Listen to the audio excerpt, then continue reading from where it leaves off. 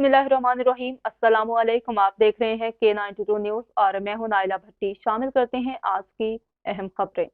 आजम अली की रिपोर्ट के मुताबिक आज 13 जनवरी को मंगोपीर में पाकिस्तान पीपल्स पार्टी की जानिब से शानदार रैली निकाली गई, जिसकी क़यादत सूबाई वज़ीर madam Shela Risa, UC chairman के उम्मीदवार यूनस मेंगल, वाइस चेयरमैन के उम्मीदवार अली अकबर काछीलू, खलीफा साहिब, मीर मोहम्मद गिल, अहमद इकबाल, मैडम कौसर इकबाल, हनीफ काछीलू, नवाज परोही, अख्तर लुन, सीनियर रहनुमा जान मोहम्मद कबूल, इमरान मशवानी, रज़ाक काछीलू उर्फ काछीलू ने की हजारों की तादाद में जालों ने शिरकत की, जो सुल्तानाबाद से होते हुए पख्तूनाबाद, गुलजाराबाद, गरम चश्मा, अचानक होटल पर इकदाम पजीर हुए।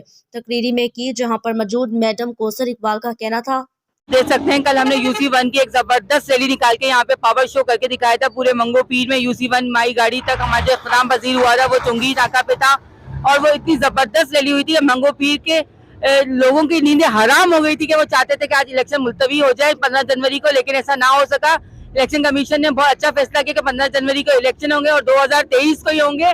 और जो लोग हमें कहते हैं कि हम मैदान से भागने वाले हैं, तो ऐसा कुछ भी नहीं है। मैदान में अभी भी खड़े। आप देख सकते हैं कि मंगो पीर की मजार के आते और ये काचेला हाउस के सामने हमारी रैली की जो है ना शुरुआत होने वाली है। और आप देख सकते हैं कि शुरुआत इतनी अच्छी है, तो आखिर में होने वाला क्या है। यहाँ पे तमाम तीर चलेंगे और जिए भुट्टो के नारे लगने वाले हैं।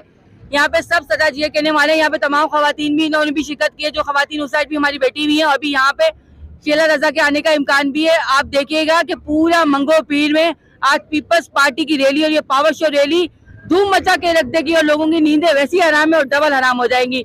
जिए भुट्टो।